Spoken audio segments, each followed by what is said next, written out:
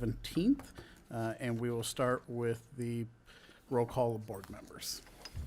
Thank you. Director Moore, Here.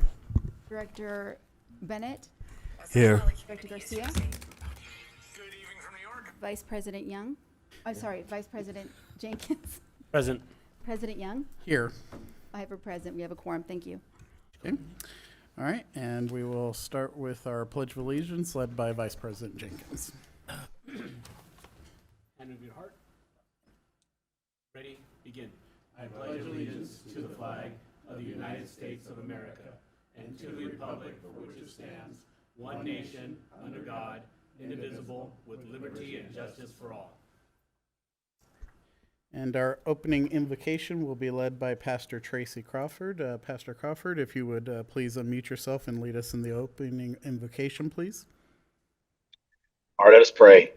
Dear God, we just thank you for this time that you've allowed us together, Lord, to come and assemble.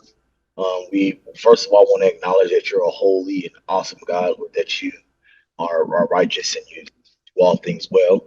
And Lord, you said in your word that we may bring our petitions before you. And so, Lord, we just ask right now that you allow your will to be done today, or that you allow us to experience you and see you in ways we've never seen and experienced before, or that you just allow us to know and grow and learn and to love you better, Lord. We just ask you to continue to bless each person that is presented on this line, that you may allow your will to be done in their lives. We thank you and we praise you in Jesus' name we pray. Amen. Amen. Thank you so much. All right, we're going to go ahead and move forward with adopting the agenda. We do want to amend the agenda to reorder, to move 2 items up before closed session. So we have business item 3 and environment presentation as well. So I'll entertain a motion to adopt the amended agenda. I motion that we adopt the amended agenda. Okay, we have a first. Do we have a second? I'll second. Okay, we have a first and a second. If there's no discussion, we'll call the roll. Thank you. Director Moore, Here. Director Bennett, Here. Yes. Yes. Director Garcia, Yes. Vice President Jenkins. Yes. That passes. Thank you. All right, so now with the reordered agenda, we'll start with business item number 3. Hi, President, Vice President, members of the board. Thank you for having me here today. If we can move to the presentation. Here. I'm pleased to present this item to you today. We have a PowerPoint slide to describe the history of the project and some notable accomplishments that brought this project to us today. If we can go to the next slide. We're talking about the Bloomington Alleyway projects. The district has been undertaking this series of projects for several years. Ooh, here's my presentation. And we broke this project into several different phases, which included replacing lines in the Bloomington numbered streets areas. The current project that we're presenting here today is going to replace pipelines along 8th Street between Locust and Cedar Avenue.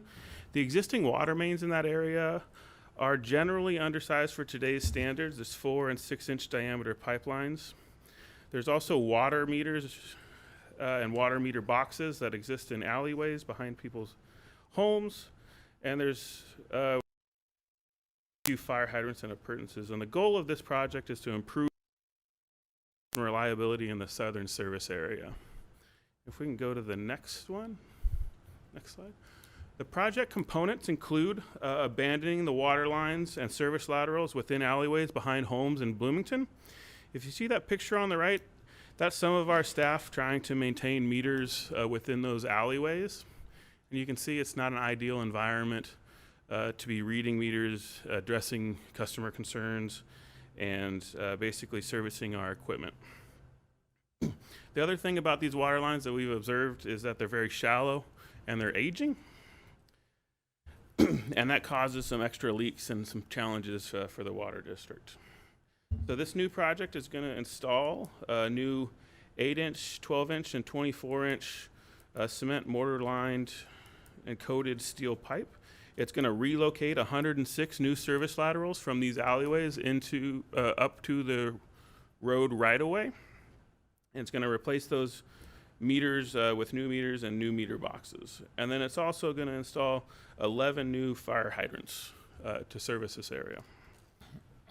I want to give a little history about the phasing of the Bloomington projects. If we can go to the next slide. So the district's been undertaking these projects for quite some time, and the numbered streets are generally covered from Harupa Avenue to the north, and then south to 7th Avenue between Locust and Cedar. These phases 1 and 2 were completed a few years ago. 3A was completed.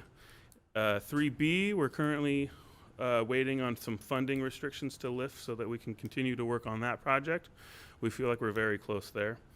And this project, 3C, is going to be along 8th Avenue, all the way from Locust to Cedar. Next slide, please.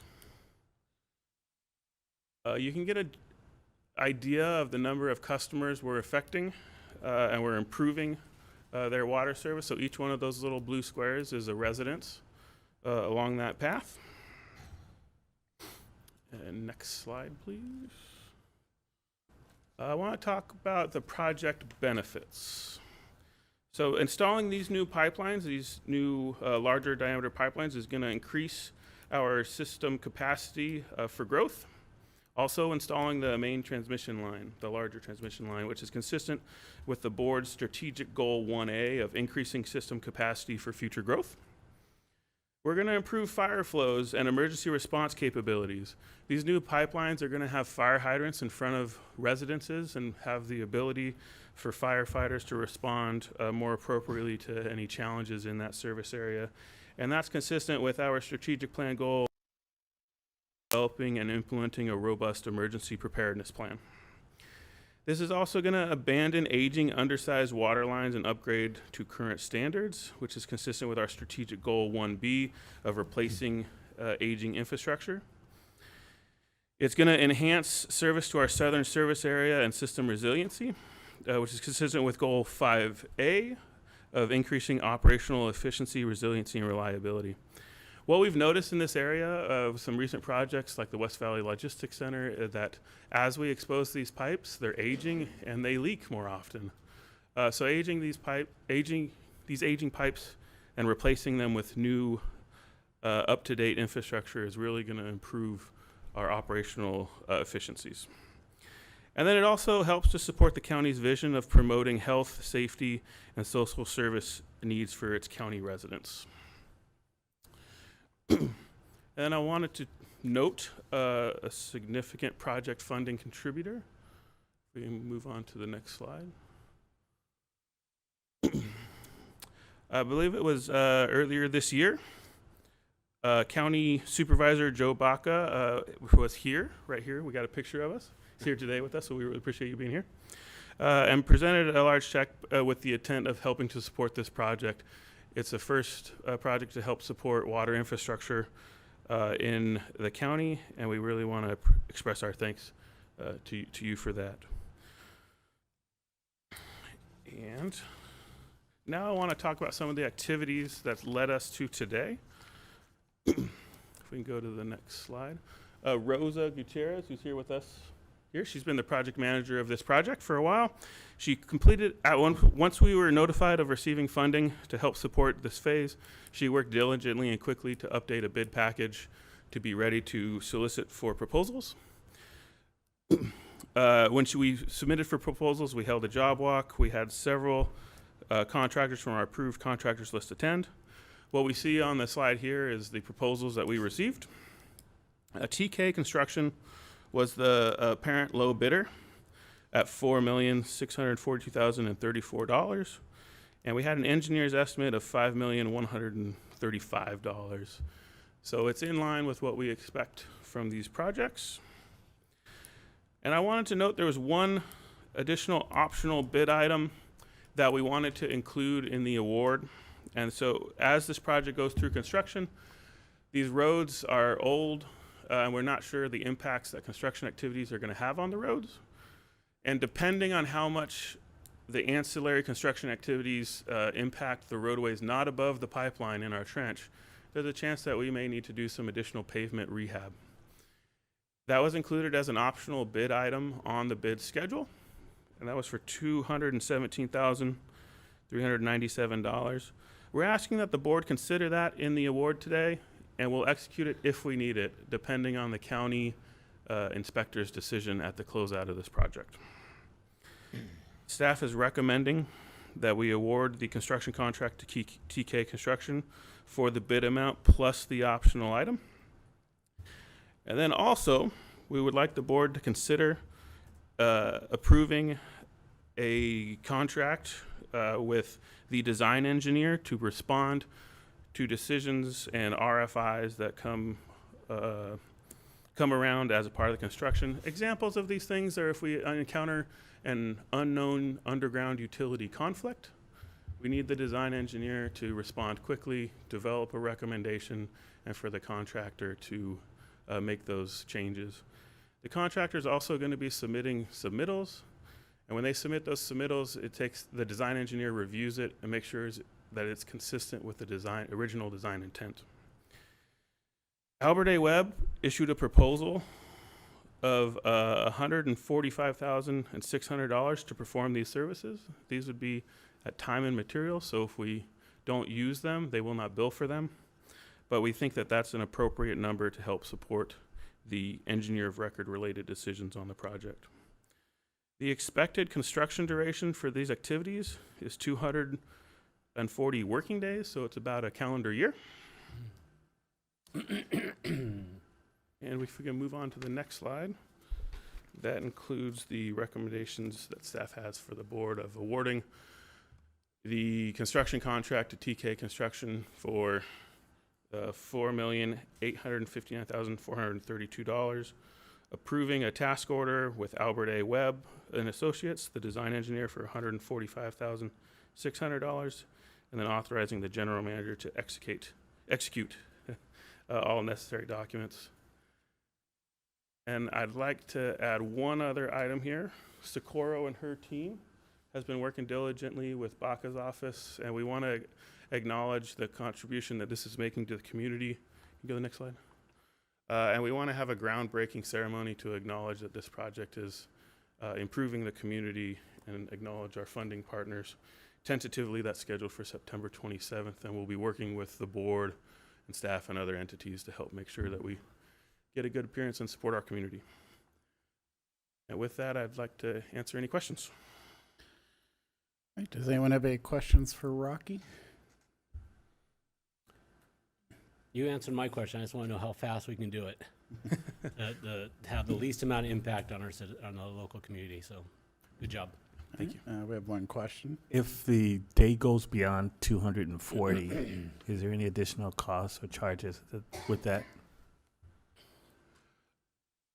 To the district or to the contractor? To the district. There's some overhead charges that the district maintains to manage the project and manage the staff time, but there wouldn't be additional charges from the contractor. This would be a not to exceed contract amount. Okay, thank you. Thank you. If there's no other questions, I would like to see if Supervisor Baca would like to make any comments. Sir? Yeah, thank you so much for being here. We appreciate it. No, thank you, President Young and honorable board members, staff, and I want to thank for that presentation. I'm 5th District Supervisor Joe Baca Jr., representing Rialto, Colton, San Bernardino, Muscoy, but also Bloomington, where this project is being proposed today for an RFP. You know, I just want to thank the West Valley Water District for their partnership on this project. We think it's a great investment for the Bloomington community. It's about a $1.52 million investment from the county of San Bernardino. And I remember having these conversations just a little over a year and a half ago with staff, and we appreciate that.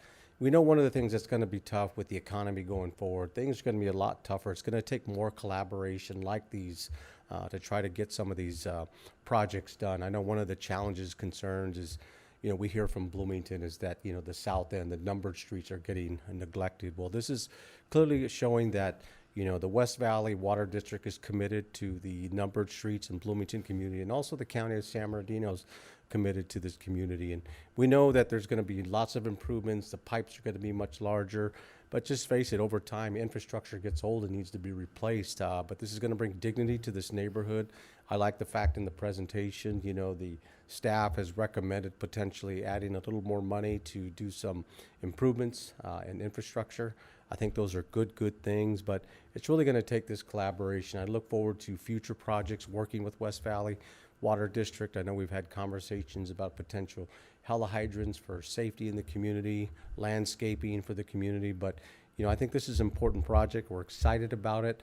And I also want to thank the West Valley Water District staff for coming out to our Bloomington Municipal Advisory Commission to make a presentation. And the community was very excited. So thank you for doing that. But we look forward to these continued partnerships and look forward to September 27th and 240 days down the road. Yeah. Getting done. 1 year approximately, right? Yeah. Yeah. Yeah, no change orders, right?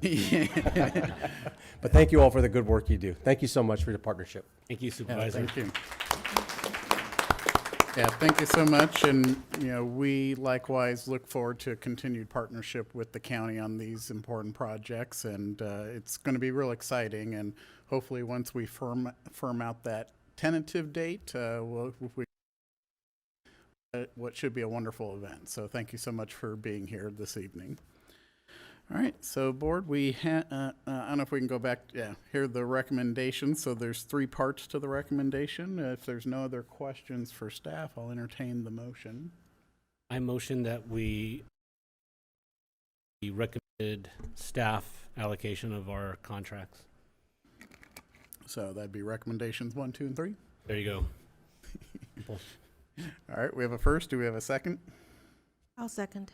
All right, we have a first and a second. Any discussion? All right, we'll call the roll. Thank you, Director Moore, Yes. Director Bennett, Yes. Director Garcia, Yes. Vice President Jenkins. Yes. President Young. Yes. That passes 5-0. Thank you. Great, thank you so much. Thank you. All right, so next up, we have a special recognition here. So Joe Shack, our Chief Water Systems Operator, has retired, and it made me want to cry because Joe, we've been through a lot over the years, but we did want to have you back just so that we could thank you as a board, and we do have a resolution here signed by the board, and I'm just going to read it here real quick, and then we can take some pictures if you don't mind. A resolution of the Board of Directors of Water honoring Joe Shack on his retirement, whereas Joe Shack began his career with West Valley Water District on May 3rd, 2004 as a meter service operator trainee, and over the course of more than 2 decades, the ranks with a career marked by dedication, leadership, and technical excellence. And whereas Joe was promoted to a meter service operator 1 in 2004, transitioned to the maintenance department as a maintenance water system operator 1 in 2006, and later transferred to the production department as a production operator 1, where he began to build a deep expertise in the district's water system and operations. And whereas through the continuous growth and exemplary performance, Joe was promoted to production operator 2 in 2013, production supervisor in 2015, supervising water system operator in 2018, and ultimately chief water system operator beginning in 2021. And whereas in his role as chief system operator, Joe was responsible for ensuring regular inspections, maintenance, and necessary repairs to the district's groundwater wells, pumping stations, reservoirs, wellhead treatment facilities, emergency generators, and the district's supervisory control and data acquisition SCADA system. And whereas Joe Shack was instrumental in the district's emergency response efforts and consistently demonstrated composure, problem-solving skills, and leadership during critical situations that protected public health and maintained water reliability for our communities. And whereas outside of work, Joe is known for his adventurous spirit and wide-ranging interest, including traveling, drinking almond milk, hunting, sampling some of the world's most exotic foods. Whereas the Board of Directors of West Valley Water District wishes to express its deepest appreciation to Joe for his remarkable contributions, loyalty, and service throughout his career, and now therefore be resolved that the Board of Directors of West Valley Water District does hereby honor and commend Joe for his outstanding service and steadfast dedication to the district. The Board of Directors congratulates him on a well-earned retirement and extends best wishes for his continued adventure, fulfillment, and good health in the years ahead. So thank you so much. I'm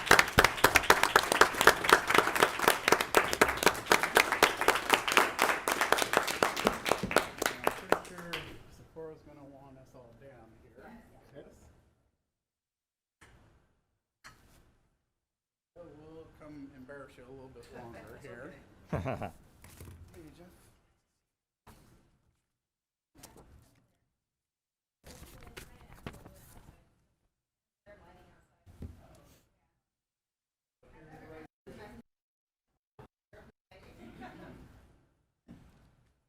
Should I take it for the team and get? It's on. I think we turned it.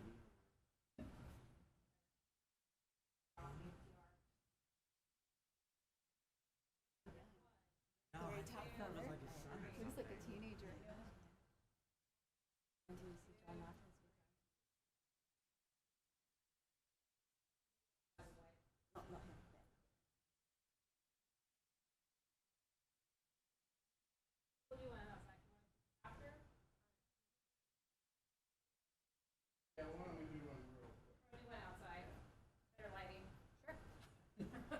Yes, it's Follow the photo boss. ops. It's about the photo op.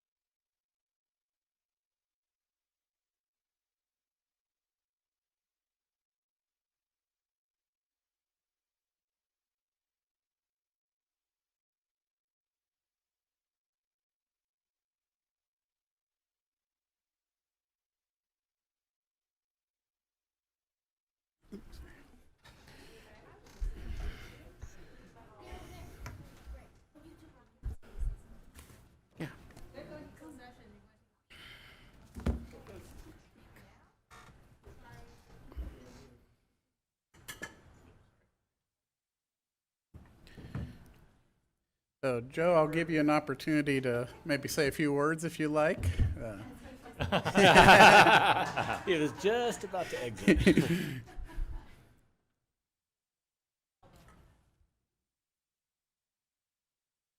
All right. I don't have a whole lot to say. I just appreciate everything the district has given me, done for me.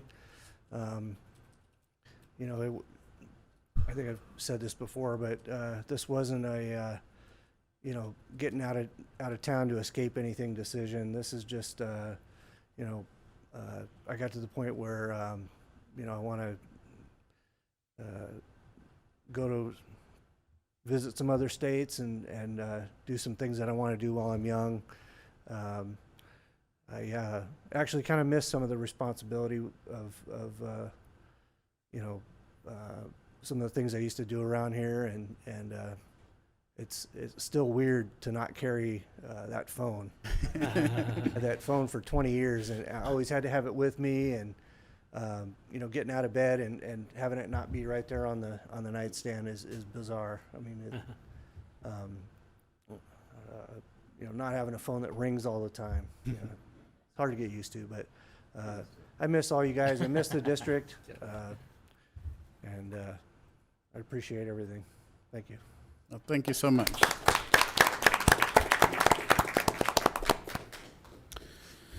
All right. Well, wish you well. Yeah. Take care. All right. So now we'll go to the closed session. So we'll do public participation on the closed session items. Thank you. Members of the public may participate and give public comment in one of four ways: in person at West Valley Water District's Administrative Boardroom, via telephone by calling 888-475-4499 with access code 840-293-7790, with access code 840-293-7790, or via email to administration@wvwd.com. Okay. Have we received any requests for public comment? None via email or in person, and none via Zoom. All right. Going once and a half. Twice. Okay. All right. We'll go ahead and close public participation for closed session items, and we will adjourn into closed session. Thank you.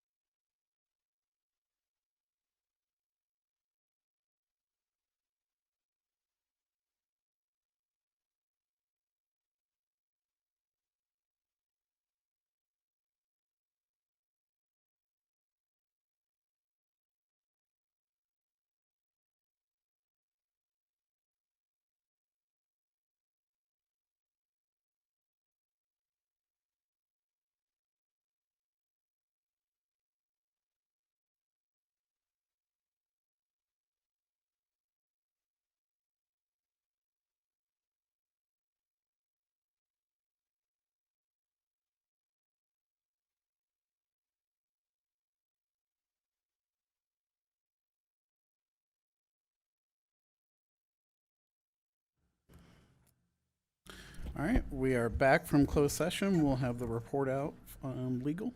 Yes, Mr. President, the board met in closed session on item 1 and 2 under 54957 and 54956.9 of the Government Code. There was no reportable action pursuant to the Brown Act.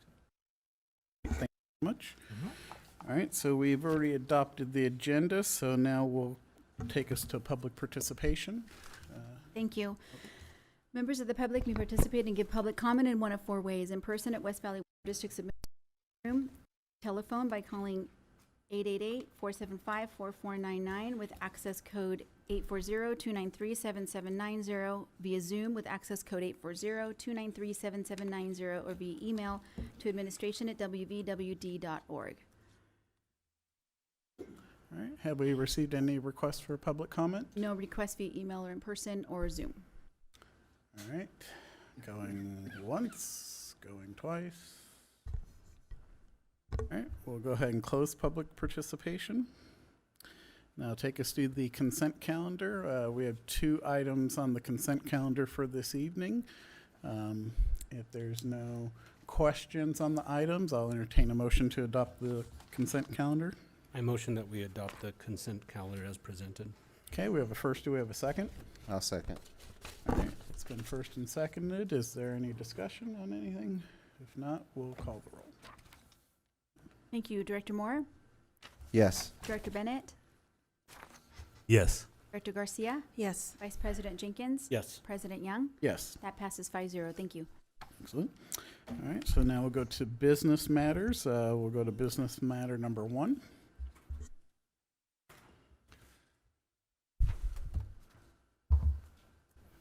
Hi, thanks for having me again. We have a PowerPoint presentation for this item as well. So we're here to talk about the Lord Ranch facilities projects.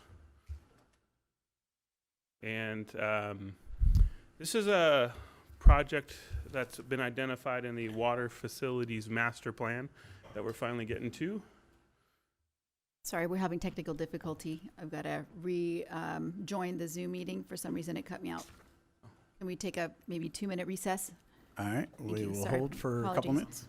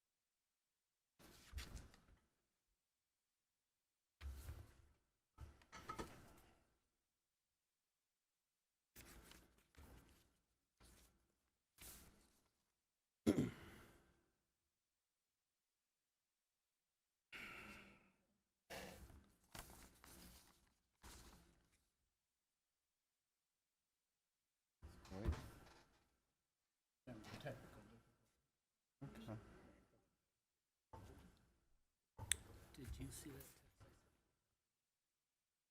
I saw it. I have not looked at it yet. Wait till the end. Okay. You can fast forward to the end. Okay. Because of what I said. Where you can work. Where you can work and work on it.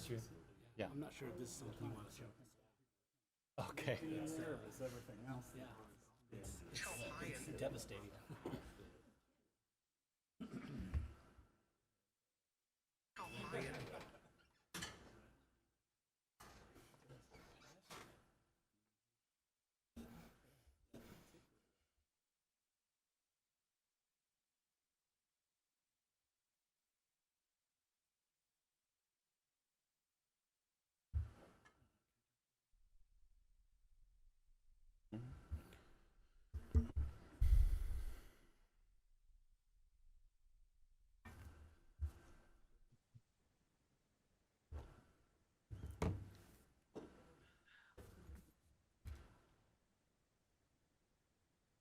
Is that the right slide, Rocky? This slide's great. Okay. Thanks. All right. All right, are we back? We good? Let's give Yes, this a sorry shot. about that. Yes, we're back. Oh, it's fine. Thanks for the accommodations here. So the Lord Ranch facility, if you're not familiar, is located just off Pepper Avenue, about 1.5 miles to the east from us, between the 210 freeway and Baseline Road. There's some existing facilities there, which include the 4-1 pump station, Reservoir 3-2. There's 3 wells on the site, 7, 8A, and 36. 36 currently isn't in operation. And that's one of the sites that we installed the battery packs to help with energy peak shaving to help reduce our energy costs. And the goal of this project is to improve northern service area delivery capacity through the Baseline feeder. The Baseline feeder is the wells that we get from Bunker Hill Basin that come into our service area through partnership with Valley District and others. Can we go next slide?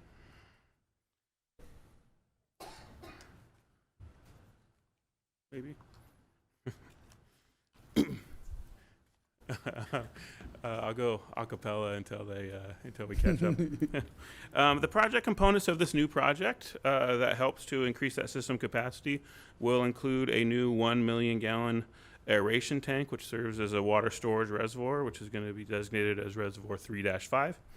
It's going to include a new booster pump station to increase our pumping capacity from Zone 3 to Zone 4.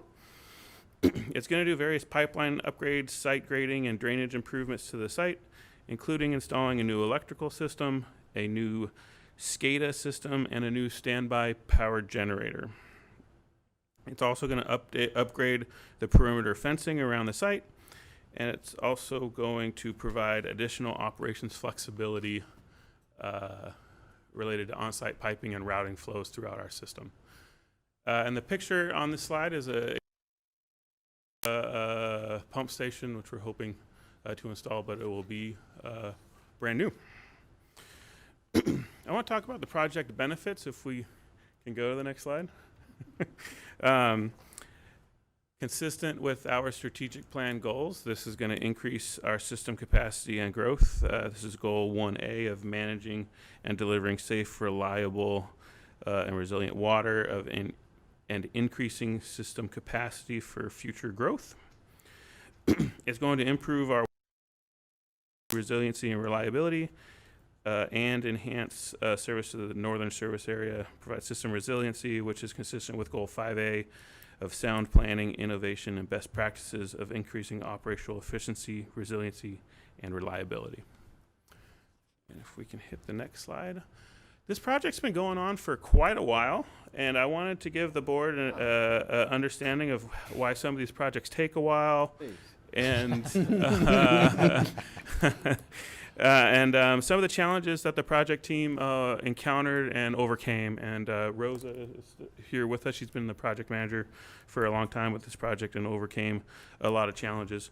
So back in 2015 is when this project was first envisioned, and the initial environmental studies were performed to comply with CEQA. That was when the original project definition was defined, and when we really started to understand what we wanted to do at this site. And then we started working with the utility coordination. So with a new pump station, there's a significant electrical demand, a lot of coordination with Southern California Edison, our electrical utility provider. And at that time, there was a big decision to be made regarding how to feed power to this site and the implications that it has to our long-term electrical costs.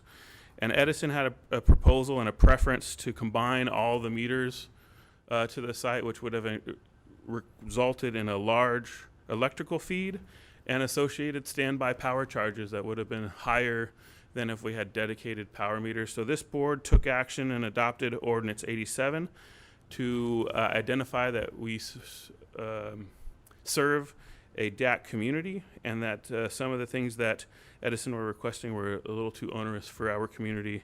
And that resulted in savings to the project and to the long-term operations of this facility. That was also around the time that COVID came into our lives. So I'm guessing that there was some challenges coordinating with other utilities and other folks related to that.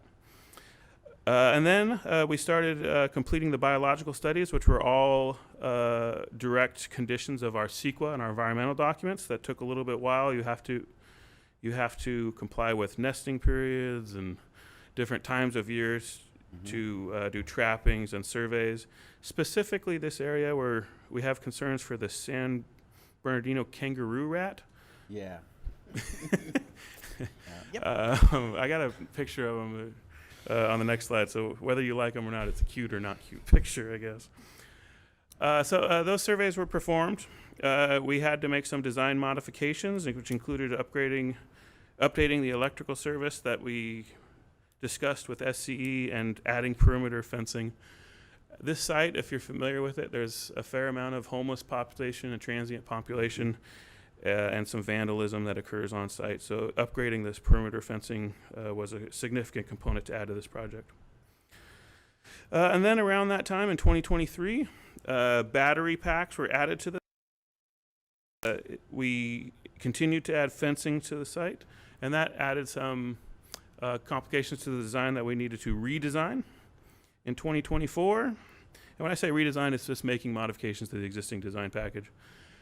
But the big change on this one was the district has made a decision to forego the Tesco control systems, and we're going to upgrade to a PLC-based, open source, more readily supported SCADA and telemetry platform. So there were modifications to the design to redesign. And then we recently went out bidding for that, and that brings us here today to consider the construction contract award. And the construction period is expected to be 2 years if awarded today. The next slide, we have the specific project challenges. We already talked about the San Bernardino kangaroo rat. There's a cute or not cute picture there. We talked about the SCE resistance to the meter consolidation, the board's adoption of Ordinance 85 to avoid extra utility costs. The scope had several design changes that we made along the way, which includes layout modifications, some new piping modifications, removal of the Tesco control system, and then most recently, we reevaluated our pumping capacity and sizing selection and right-sized the pumps for this project. And then we also experienced some staff turnover at our utility and our design engineering resources of Southern California. So each one of those things resulted in bringing people up to speed and addressing new items. So today, we're here to consider a construction award. Staff put this project out to bid 2 months ago. We had a bid walk that was well attended. This is not a project, if we can go to the next slide, that we limited to just our pre-approved pipeline contractors. Because this is in-plant work, mechanical work, buildings, reservoirs. This was open to all Class A contractors. We received 6 bids for this project, and Caliagua was the lowest bid at $13,129,400. The engineer's estimate for this was slightly lower at $10,114,000. When we talked to the engineer of record who prepared this engineer's estimate, he said that the reasons for, he believes that the engineer's estimate was low was some uncertainty related to steel and aluminum tariffs, just overall general market uncertainty. This was when some of the tariff back and forth discussions were going. And then also when we did a detailed dive into the engineer's estimate versus the bid, we noticed that the electrical components were significantly higher than the engineer's estimate. And that's kind of consistent with what we've seen in the market. There's just limited manufacturers of these electrical MCCs, the motor control centers, and prices are increasing on those, and delivery times are increasing on those. So that explains the difference between the engineer's estimate and the bids received. Following receiving bids, an improved perimeter fencing design was identified. Can you hit the next slide for me? So the picture on the left here is the wrought iron fencing that was our standard that was included in the bid package. After talking to some of our sister agencies and some other folks and witnessing other sites, the picture on the right, they've had a lot more success at deterring break-ins into sites with this welded wire mesh. And it's also easier to replace once and if somebody tries to get through this fence. Once we saw this fence design, we wanted to try to incorporate it on this project, but that was after bids had been received. So we asked Caliagua to provide us a cost of what it would take to upgrade the fencing to the welded wire mesh. They provided a cost of $238,260. And staff is asking that the board consider adding that to the bid amount for award to help to make sure that the site's well protected. And if we can move on to the next slide. Staff is recommending that the board approve the contract with Caliagua for $13,367,660. That includes the bid amount plus the added cost for the fencing upgrades. And then authorize the general manager to execute all necessary documents. And I would like to add too that we're planning to bring another item for the engineer of record to provide engineering services during construction to a future meeting, similar to the Albert A. Webb on the previous board item. And with that, I would be happy to answer any questions. All right. Before I see if anyone has any questions, just want to thank the whole team on this one. This has been a project long talked about since I first got on the board, and then we found some rats, and then here we are 10 years later, finally getting to something that we had really hoped to almost a decade ago, and it's really a huge asset in our growth plan for the North End and always has been, and so it's really wonderful to see all the hard work of staff pay off, that we are finally cleared some of those hurdles and are now ready to actually award construction of the project that, again, we've been thinking about doing this project for quite some time. So I just want to congratulate staff for your hard efforts on this. We've kind of had it on pretty much every budget for the last 10 years for outlying years because we just didn't know when we would get everything resolved. But it's been a key asset that we've been planning on, and it's just really great to finally be here. So I want to thank everyone for all their hard work. Does anyone have any questions on the presentation? I wanted everybody to kind of know a little more about the project because you might have heard the name but not know a lot of the details because it has kind of been on the back burner for a long time. Anybody have any questions? I do have a question, thank you. Go ahead. So the 13 million, is this part of one of our CIPs? Yes. Mm-hmm. Is And, that identified in the CIP plan? and how are we gonna, how do we get the funding for this? Is it in the budget, or, I know you mentioned that's in the budget, but Yeah, it's mainly through the capacity times, correct? Yeah. That sounds right. Let Jose chime in if that's not correct. Main man talk. Good evening, board. That is correct. Capacity charge fund project. So when we get the developer impact fees, so you could see in our treasury report, you see that we've been building up reserves many years, like President Young had said. And when do you use them? For these type of projects, when it's really going to be beneficial to the district, when we add infrastructure. so this is coming from, or we're paying it from our reserves? So it's ongoing reserves, correct, from money collected from developer fees. That'd be our restricted reserves. That are restricted, correct. Okay. Thank you. Any other questions? Did we get all the kangaroo rats moved? I wouldn't characterize it that way, but we are avoiding the area, and we are taking mitigation measures like fencing and things like that to stop Okay. kangaroo rat from coming on site. All right, let's take care of the And- rats. And That's a good follow-up question. What are your mitigation measures for the kangaroo rat not to go onto the site? Is it the mesh?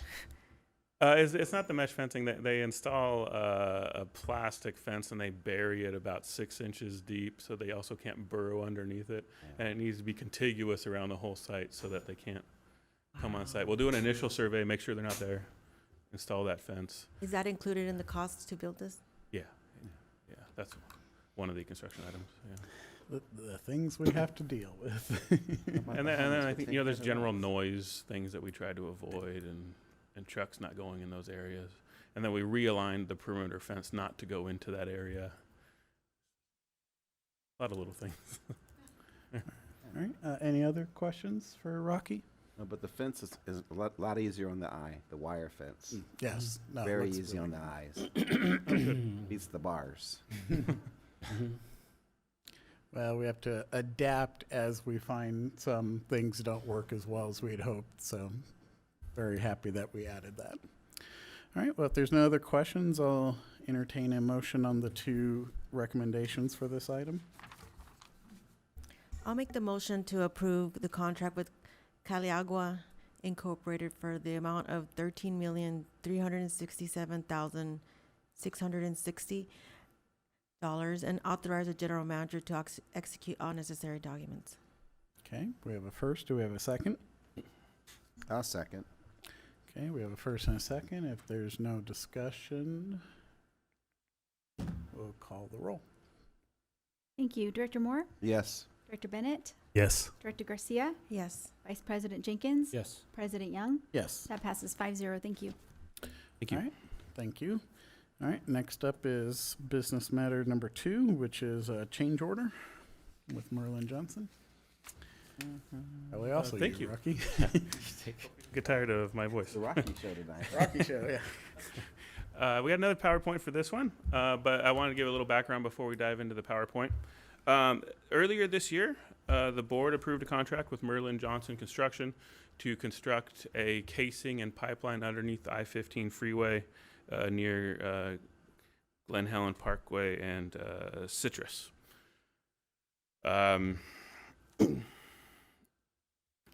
When we presented this to the board, we identified that there were some risks with this project associated to boulder sizes. This is a jack and bore construction technique that's going to go underneath the 15 freeway. So you dig a pit on one side of the freeway and a pit on the other side, and you push a pipe through and pull material out.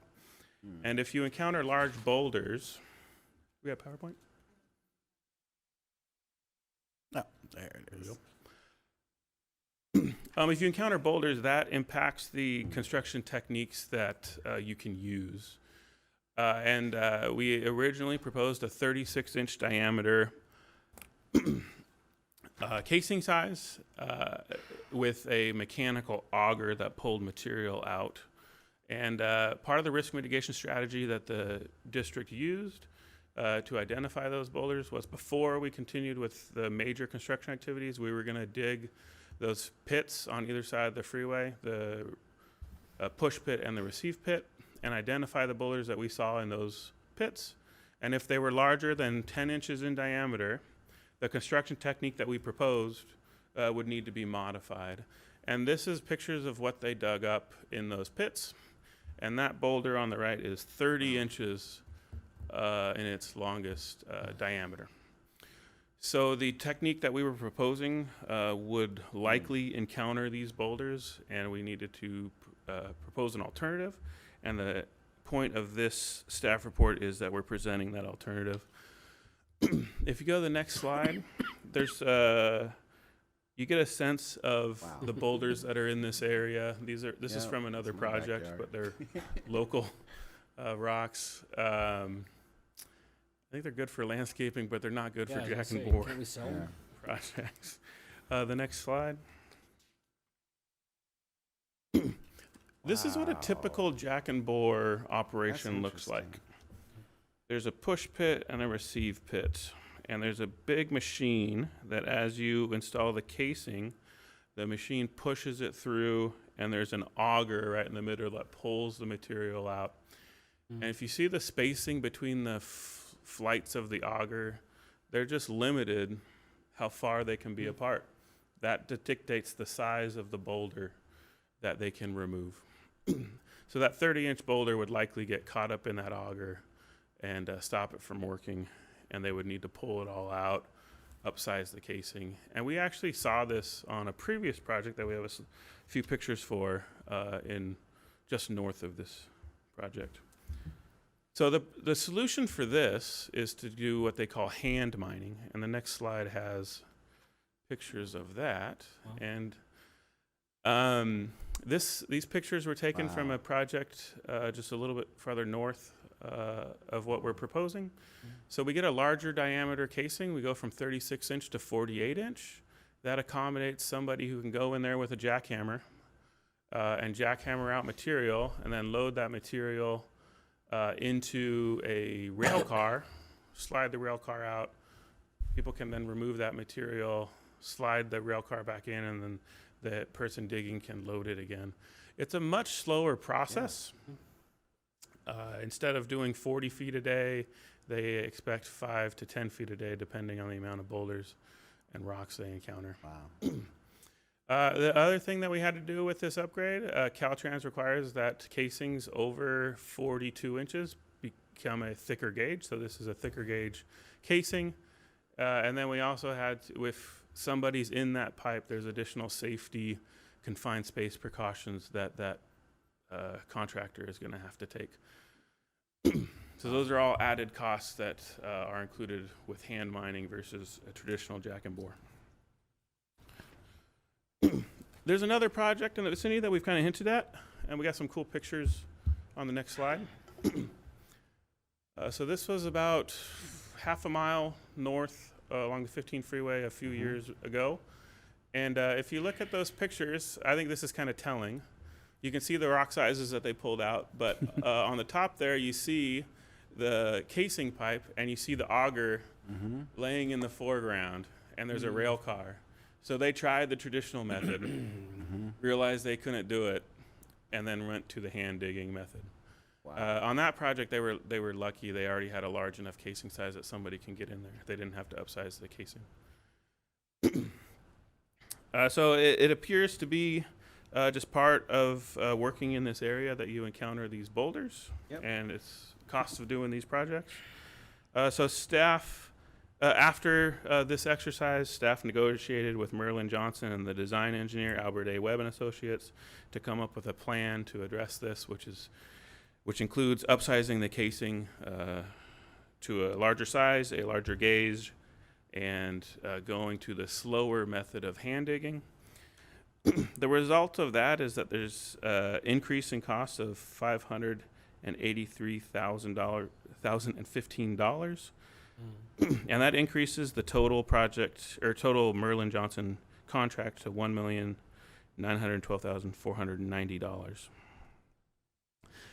Staff is recommending that the board approve change order 1 for the $583,015 with Merlin Johnson to continue the construction of this project.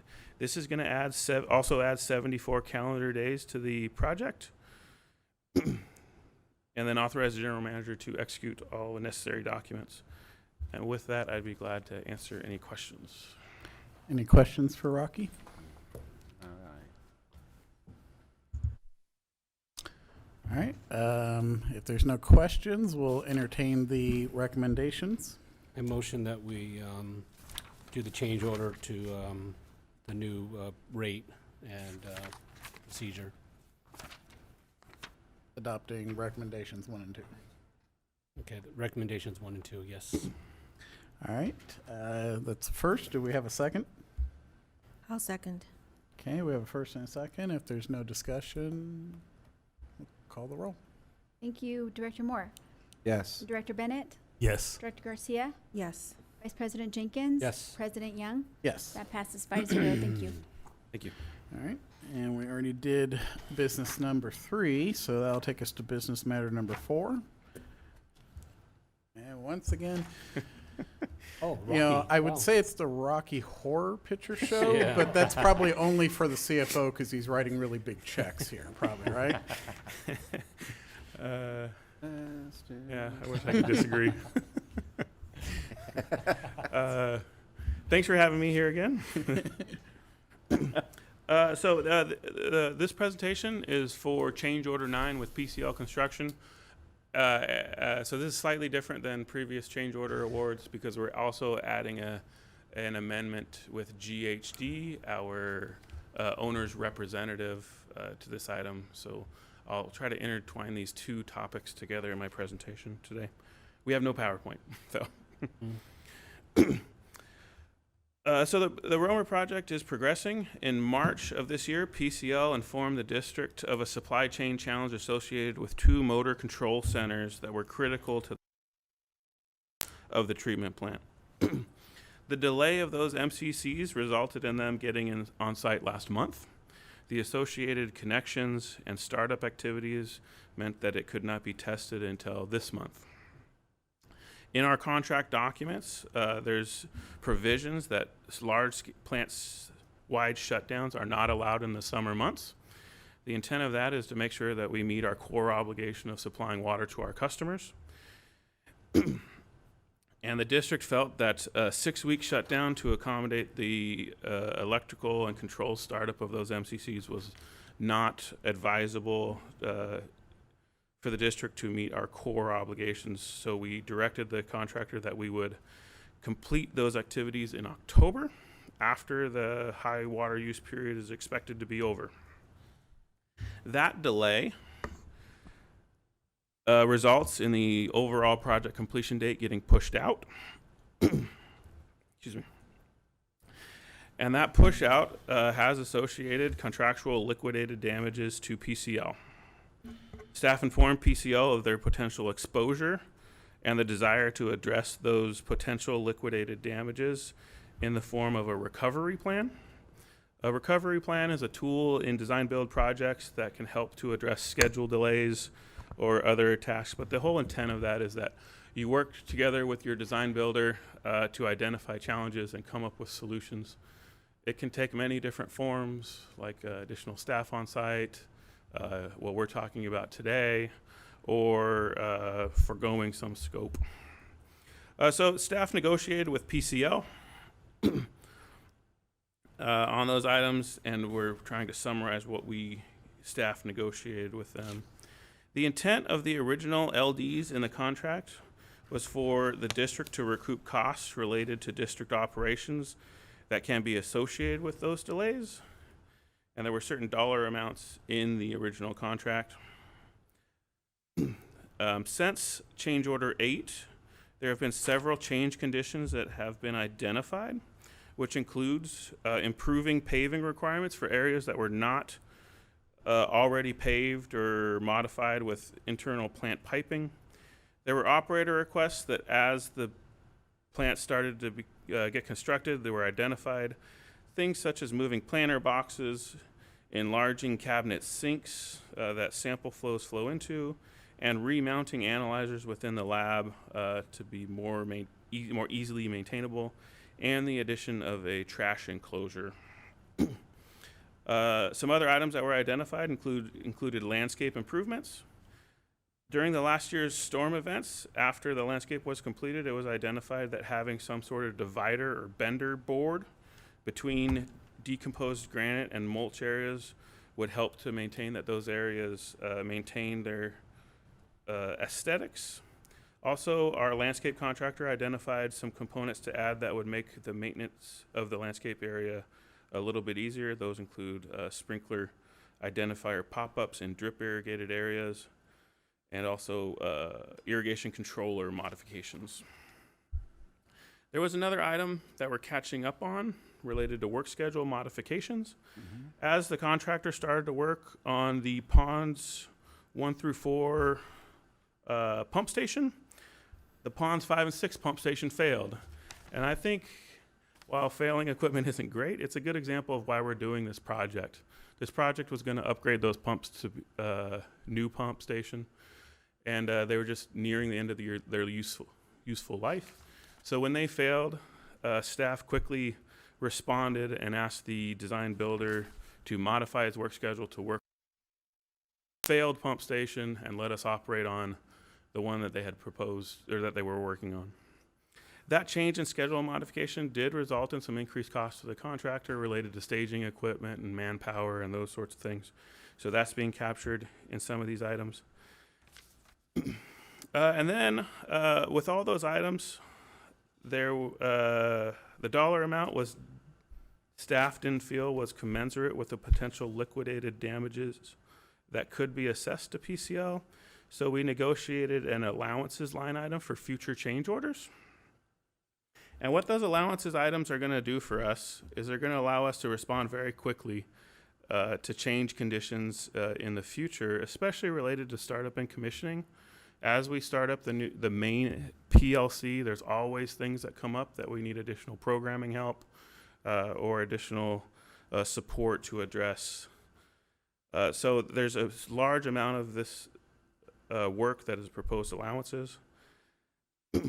And then there was a few minor items like adding a new control point to the existing hydroelectric station to allow for hand control in various different scenarios.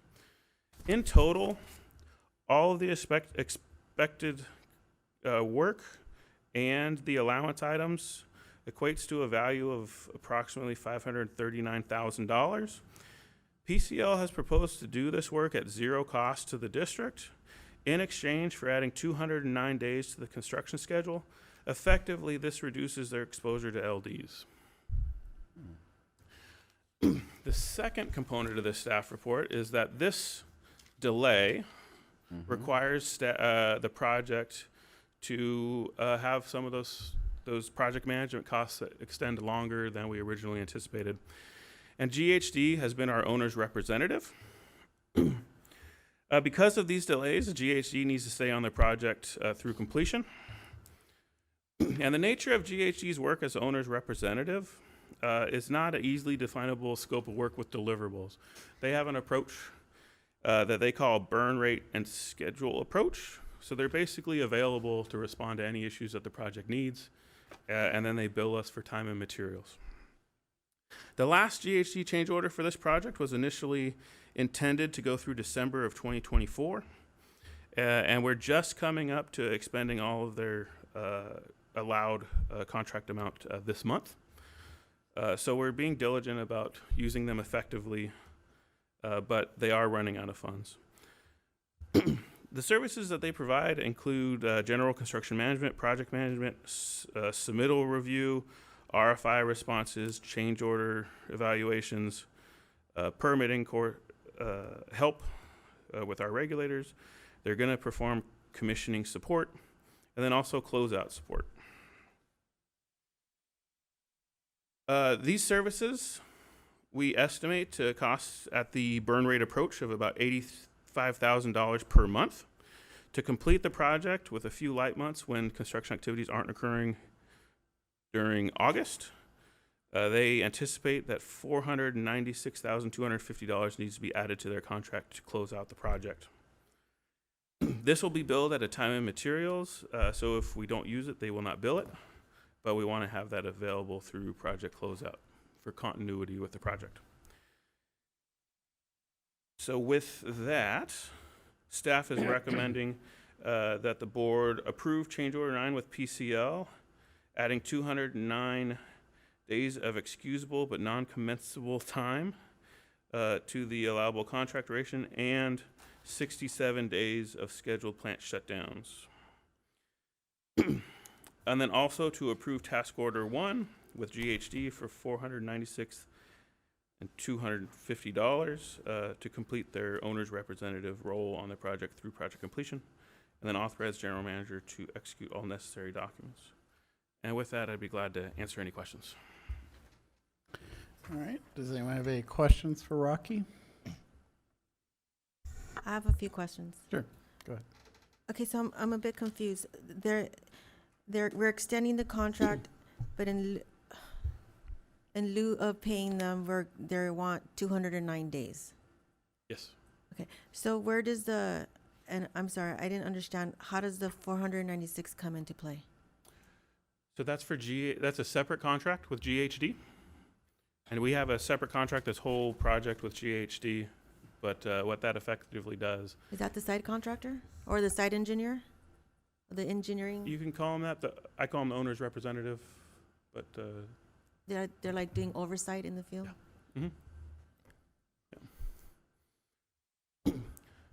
So when we say that the point of liquidated damages is to cover our costs from delays, the cost is the GHD contract that we're trying to recoup. And was it like a gift to us that they're extending it to closure December 25th, 2025? Is that our gift? You know, a funny story. The schedule that they presented to us, I don't think they caught it, but the first schedule that presented this had the project completion on Christmas. It says here, date of completion of all work, December 25th. So I'm hoping it comes with the big red bowl. A little bit of note there. So, you know, that's after an acceptance period. Effectively, the operations will have the plant a month before that, in November. Thank you, Rocky, for that presentation. I don't have any additional questions. Thank you. Any questions, Sheldon? No. All right, well, thank you, Rocky. So we have the 3 recommendations in front of us. We'll entertain a motion on the item. I motion that we approve the 3 recommendations placed before us. Okay, we have a first. Do we have a second? Second. Okay. Seeing no discussion, we'll call the roll. Thank you, Director Moore, Yes. Director Bennett, Yes. Director Garcia, Yes. Vice President Jenkins. Yes. President Young. Yes. That passes 5-0. Thank you. Thank All you right, very well, much. thank you, Rocky. I know you had a lot to give us tonight, but they were pretty big items, so we appreciate it. Oh, yeah. All right. Board committee reports. Does any board committees have any reports? Yes, on the HR committee, this past week we discussed policies and procedures, and we also had a lengthy conversation regarding the management leave item that will be brought back to our next meeting. That's it. Sure. On safety and technology with Director Moore, site security staff is seeking to consolidate the burglar alarms access control systems and the security camera systems. An additional 11 security cameras to remote sites. As another one of the work plan goals, staff is working to complete a district-wide assessment of security and fire risk and resiliency. Section 3, SCADA master plan project is going well so far. The consultant has completed the collection and scanning of documents and has also completed the initial radio frequency study. Next, they will be conducting the sites to visit and confirm the documentation and gather any missing information. Next was the iPaySmart, which is currently live, and IT continues to work with the vendor to address any questions or concerns that may arise. Finally, an additional updates include the fiber internet at Romer. Due to a delay with Spectrum obtaining the necessary permits from AT&T, completion has been delayed until early August. Staff has been discussing how to use AI at the district and will be looking into training and implementation. And staff is working with the county to discuss installation of heli hydrants, which Supervisor Baca mentioned tonight, for fighting wildfires. The sites will include helicopters that can refill their water tanks, and follow-up meetings have been scheduled. With President Young and I were in the policy committee, and HR policies and procedures staff presented the proposed changes, which you will be receiving, I believe, in our next meeting. It was a big book. Sponsorship policy, the committee reviewed and the proposed sponsorship policy and updated sponsorship form. The item will be brought to the board in August for review and approval. And lastly, employment process liability insurance. Staff continues to work with JPIA to become reinsured. We are responding to additional requests from JPIA staff and are planning to go to the board in September.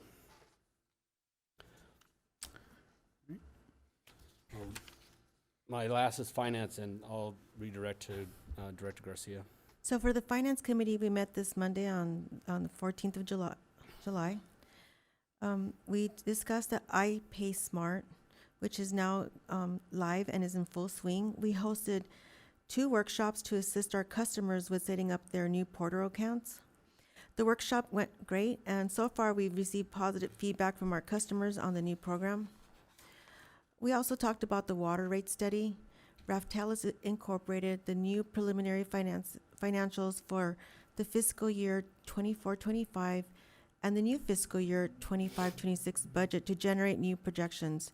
We discussed some of the items included in the projections and are looking forward to seeing some of the new scenarios at the rate study workshop that is currently scheduled for July 31st. We reviewed the hourly labor and vehicle equipment hourly rate amended schedule for charges for the water service regulations, which are updating annually. This item will be on our next board meeting agenda, along with our standard monthly reports, which have been reviewed during this committee meeting. Thank you. All right, I think that's about it. So we'll go to board members. Does any board members have any thing they want to say?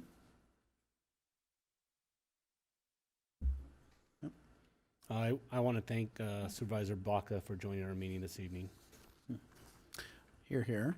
And yeah, thank you to Supervisor Baca, and it's exciting to see that project moving on. And, you know, just again, another congratulations to Joe on his retirement.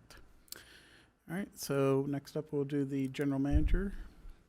Thank you, Mr. President. I have updates on staffing and recruitments, and then some staff appreciation and recognitions. So staffing and recruitments, 6 updates for Customer Service Rep 1. After interviews and a selection, we are now in the pre-employment process with a tentative start date of July 21st. Customer Service Representative 3. This is the current vacancy. This position is under management evaluation at this point, so we're going to hold off on the recruitment for now. I'm working with Jose and others to determine the best use of staffing in customer service and really district-wide when the opportunity arises.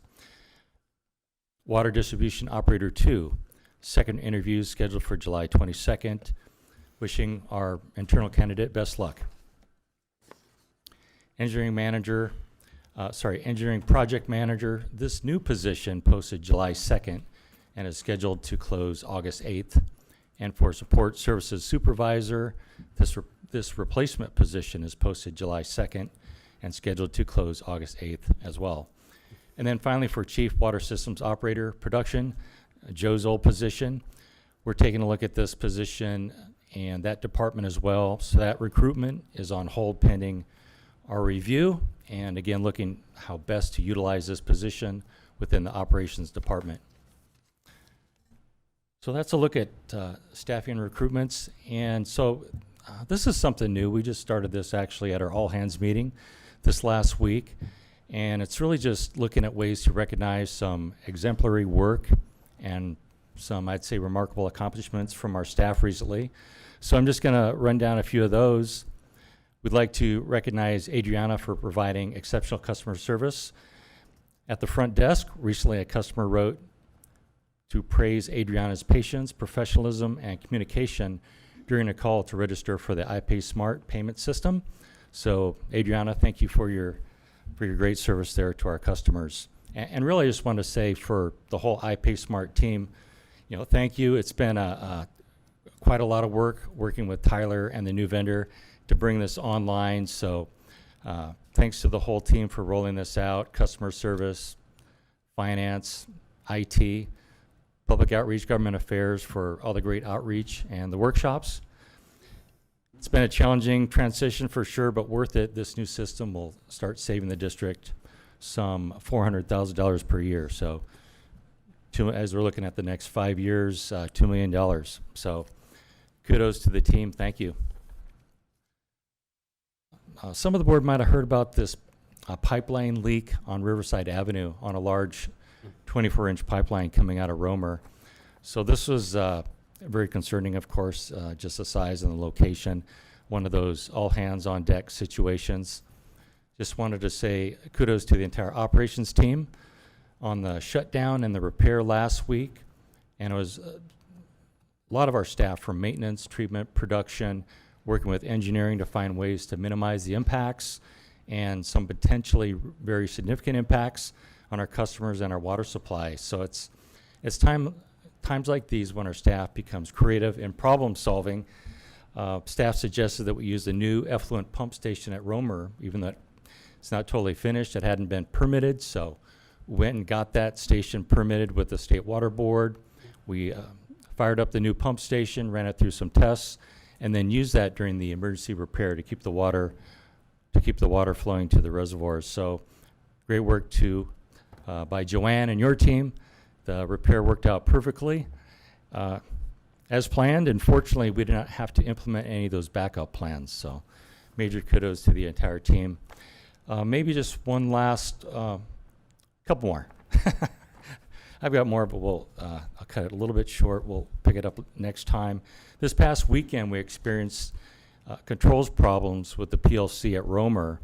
So had to shut the plant down and brought our crews out for the weekend. So wanted to thank Sergio, Ben, Lance, Cedric, and others who responded quickly on the weekend and worked together to resolve that issue and bring that plant back online in the same day. So thank you, guys. And then finally, kudos to Joanne, who just completed the Well Leadership Program. Curriculum was shaped by industry leaders from the water and energy sectors. This program focused on self-awareness, inclusive leadership, fostering innovation, and the differences between leadership and management. So congratulations, Joanne. Can she give us a little feedback about it? Yeah. Yeah, could you give us maybe a little feedback on how the program was? Yeah, how'd the program work out for you? It's perfect for introvert like me. Because a lot of mandatory networking and group events. We learn a lot, and they invited a lot of general managers to come to our events to talk. So I really, really enjoyed it. Wonderful. Thanks, Joanne. And that's all for me. All right, thank you, John. Legal? Yes, I just wanted to mention the new CEQA bills. You probably heard in the news that there's been major reform of the CEQA law. And there's been a reform, but it really focuses on encouraging housing developments. It's not an across-the-board CEQA reform that would help us with the projects that were talked about tonight. But they do provide some exemptions from having to go through the CEQA process for disadvantaged community water system projects. So that is something that we could possibly use in the future and get a CEQA exemption in order to expedite the process. But the rest of the exemptions, as I say, aside from housing projects, they've dealt with things such as wildfire risk projects, where there would be a CEQA exemption from engaging in fuel management and fire resilience activities. Public park and trail projects are exempt from CEQA. It exempts certain defined projects such as daycare centers, rural health clinics, nonprofit food banks, and of course the high-speed rail maintenance and station project will enjoy a CEQA exemption. So, as I said before, most of these bills deal with housing elements that I did not get into the details on. But for all of these CEQA exemptions, some have a sunset clause. Some have certain requirements that they be funded by certain grant projects in order to get that exemption. And then they all require that the projects be done with prevailing wages, with project labor agreements, and things of that nature. So the labor community was involved in the CEQA reform bills as well. So it does help with the disadvantaged water system for our purposes. It focuses a lot on housing projects. It expedites the CEQA process for various types of projects. Unfortunately, not on a wider scale for public works projects, but it is a start. That's all I have, Mr. President. Okay, all right, thank you. All right, public outreach and government affairs? No update? Okay, all right, thank you.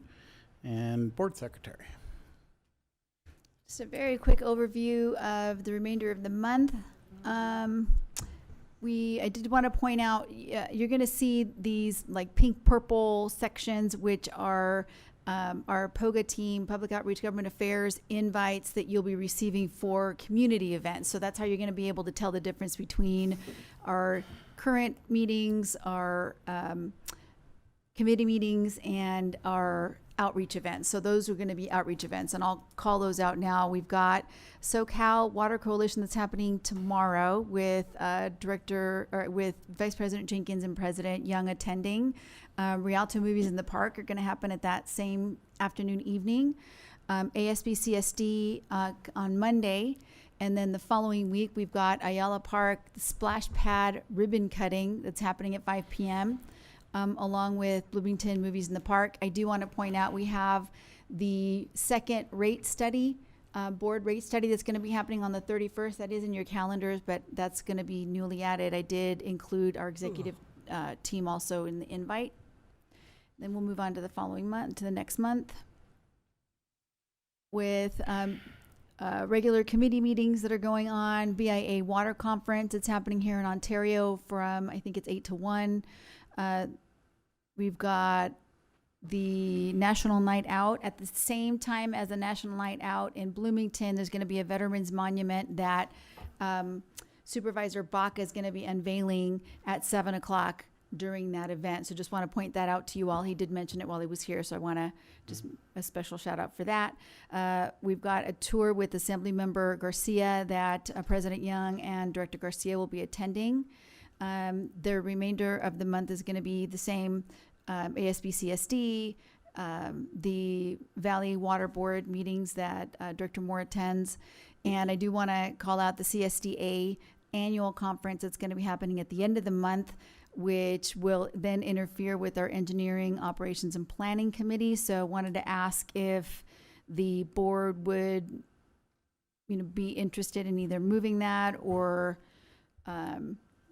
possibly pushing it to the first week in September.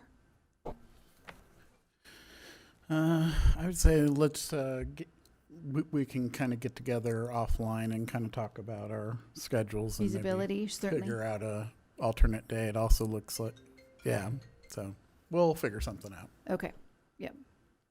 Also, it'll be, I don't believe either of our board members are going to be attending any of the pre-conference for CSDA, so External Affairs, I believe, is going to be happening at that same time. Okay, so it's just It's just showing up on just the, yeah. engineering is the Correct. one we Engineering, yes, and the executive committee meetings, which we can coordinate. Okay. Yeah. And that concludes my report. I do want to just a very quick update. We did have our records management consultant in here working with HR, finance, customer service, and did a lot of very good work with each of our liaisons per department. We reached close to 300 boxes that were indexed and prepared for either destruction or storage. So we are almost at capacity with the container, the truck container that we ordered for our records. We're starting a secondary one now with one that's on site. So a lot of really good work that's being done. I did want to call out those particular departments for their work and effort. Great. And that concludes my report. Thank you. All right.